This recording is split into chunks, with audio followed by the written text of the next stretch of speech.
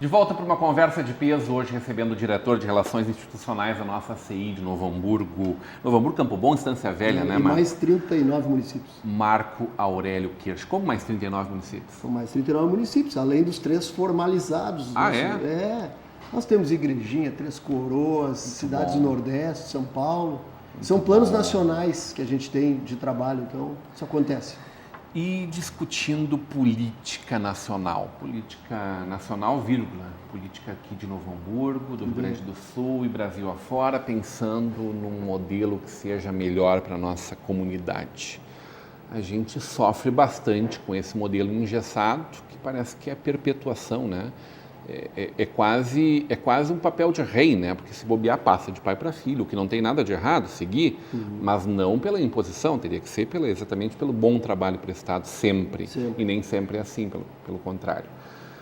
Esse novo modelo e que o Chega é hora de mudar está propondo, o que diz respeito aos partidos políticos, Marco? A gente, no fechado bloco anterior, comentava da questão do número de partidos. O Brasil hoje só perde em números, assim, partidos de expressão, tirando os dos Estados Unidos, assim, que são os dois top ali, que é republicano e democrata, para a Argentina. A Argentina tem 36 partidos, nos ganha por um.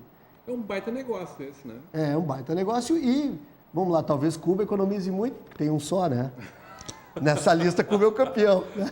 É fato. Nos Estados Unidos, né? Nos Estados Unidos tem mais de 60 partidos. Sim, mas são micropartidos. O grande problema é a forma como o governo aqui financia os partidos, transformando exatamente num bom negócio. É também a questão do candidato individual, que é muito interessante, né? Poderes como candidato sem partido entrar num processo. Tu acha que nós poderíamos Por que não? Eu acho fantástica a ideia para ser discutida. Mas perde-se muito, ainda mais essa essência que, teoricamente, o partidarismo pressupõe, né, de fortalecimento de entes, né, de grupos.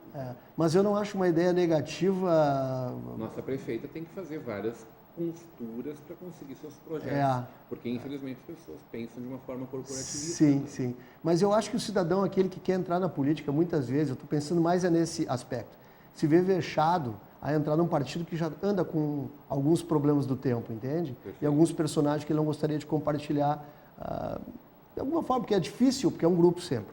Não, eu sou um lobo solitário do bom sentido, quero entrar na política por experiência. Acho que, por que não? Podia ser até permitido. Não sei se isso alcançaria algum sucesso. Mas sim, é uma coisa para se discutir. Pessoas, né? É uma coisa para se discutir. Hoje a gente tem essa grande questão das proporcionais. Por exemplo, a majoritária, né? Essa é uma forma que ainda eu acho que permanece, mas as proporcionais, né? As coligações proporcionais. Pega, por exemplo, o caso aqui da Assembleia Legislativa, a gente tem o PV lá dentro, porque esse coligou com a Manuela Dávila, PCdoB. Então, tem um representante do PV que tem a sala... votos. Tem a sala, exatamente, com a sala dele aqui e a presidência do PV do lado. Não sei como é que ele dá o plantão daqui indo para lá. São duas equipes pagas em razão de uma coligação proporcional. É o efeito Tiririca.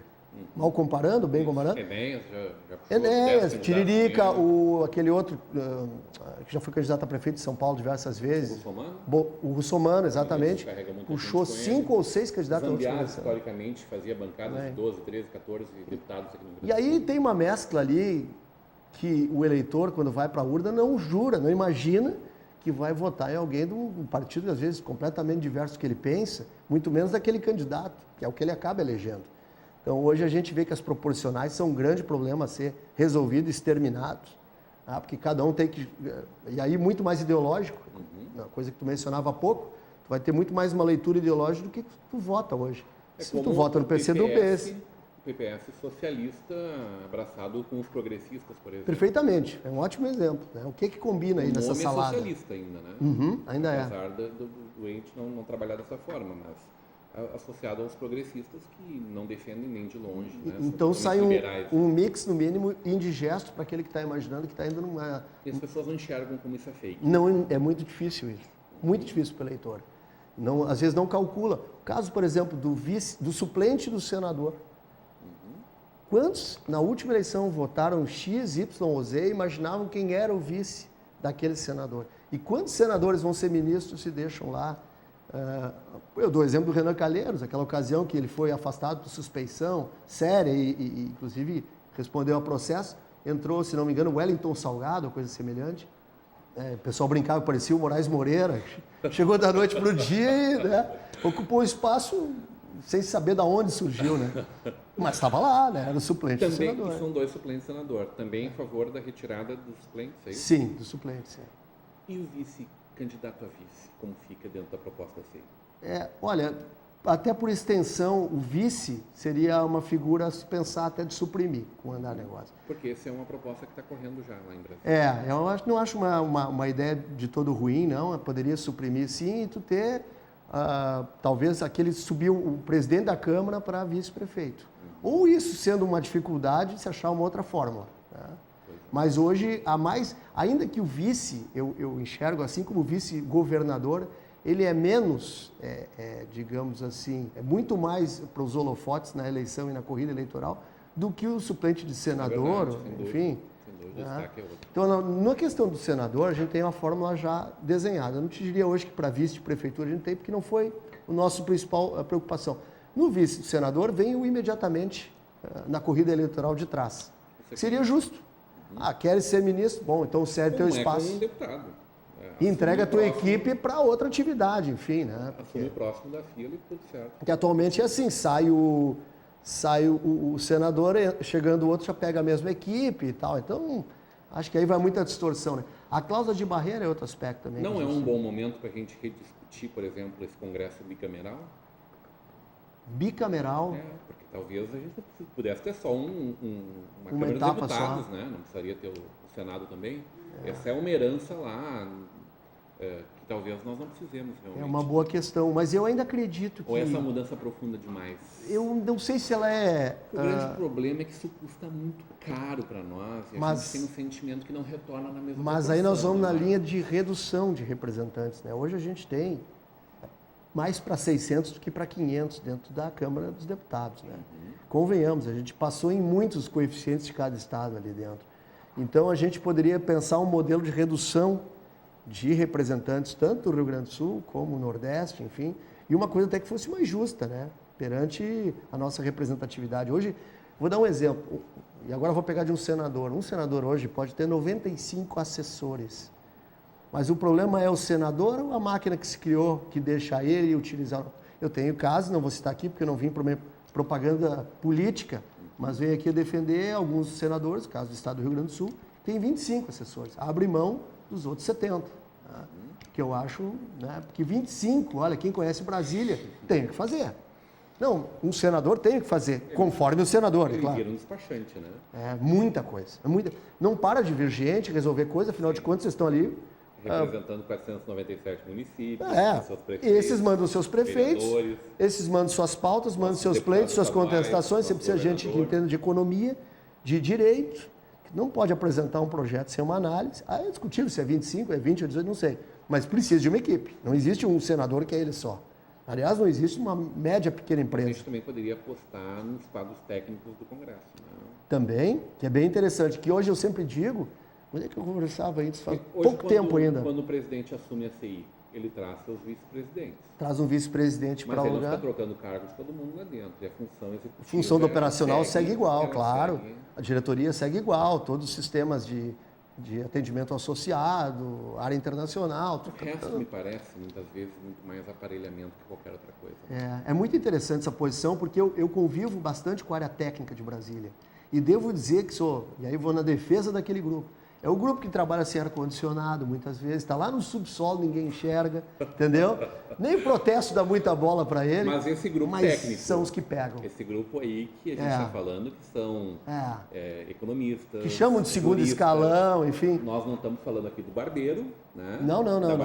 Nem do motorista, nem do assessorista. Nem do dentista do Congresso, nada disso nós estamos falando. Nada disso. Só para deixar bem claro. Isso se aplica não só, vamos lá, ao Legislativo. No STF, como eu já participei defendendo associados, já acompanhei idas a Brasília sobre questões constitucionais. O STF, por exemplo, ele tem um ascensorista, na recepção mais umas 4 pessoas, para dizer onde é o banheiro, onde é que tal grupo está se reunindo, tem mais umas 4 pessoas bem arrumadas. Quer dizer, não é só o Legislativo que abusa dessas mordomias. E a gente está observando algumas coisas judiciárias também inegáveis. Como é que está, paralelo a isso, que não termina nunca, a nossa luta contra os impostos? Segue do dia a dia e no controle, né? Dias atrás, semanas atrás, quando surgiu o aumento da gasolina, a CI foi a primeira entidade oficialmente a colocar no site a questão do PIS e COFINS como inconstitucionais. Depois, aí eu vou dizer sem medo, vieram as outras entidades, que num primeiro momento ninguém se deu conta. E aí a nossa turma do tributário, a gente sentou numa sexta de tarde, sábado de manhã a gente redigiu um documento e inseriu de imediato no site, porque são contribuições sociais, é óbvio que não se pode fazer da forma como o presidente Temer fez, e a equipe dele, foi uma barbeiragem jurídica ou propositalmente uma barbeiragem, não se sabe, tá?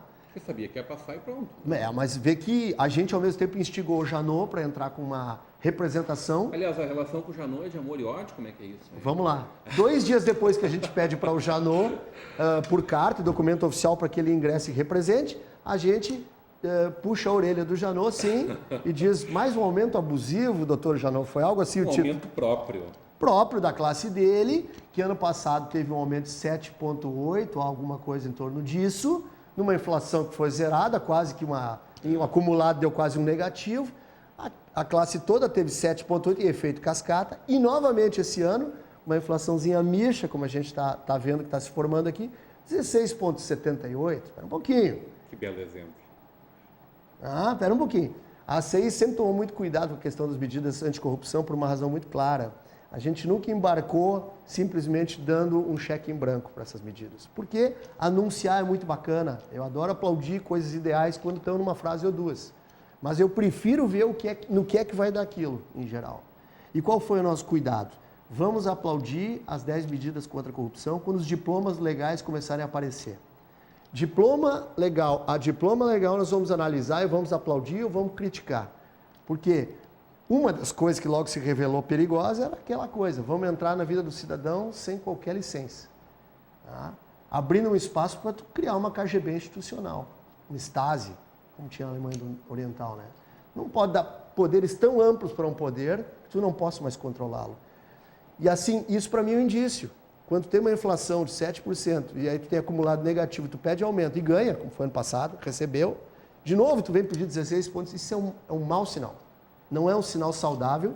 E até em reconhecimento ao trabalho com a Lava Jato, que o Janot vem desenvolvendo, com a equipe brilhante dele, a gente tem que ter o dever de dizer da nossa insatisfação. Eu acho que o cidadão todo deve fazer, mas nós como instituição, muito mais. Porque uma coisa não tem nada a ver com a outra, né? É claro. Um belíssimo trabalho independente de qualquer coisa. Claro. Obrigado pela presença. A gente nem conseguiu falar aqui de Observatório Social. Tem que pedir para o doutor André passar aqui para conversar um pouquinho sobre isso. Já saiu a nova revista, né? Saiu anteontem. Estamos em quinta-feira, terça-feira. Julho, agosto, setembro de 2017. Chega. É hora de mudar o Brasil, reforma política já. Obrigado pela presença, Marco Kirsch. Muito obrigado e aguardamos, esperamos, torcemos pela adesão de todos em cima dessa nossa campanha. Muito obrigado. Hoje, uma conversa de peso com o diretor de Relações Institucionais da nossa ACI, Marco Aurélio Kirsch. Continua agora com a programação da nossa Vale TV, da nossa Rede Comunidade de Televisão.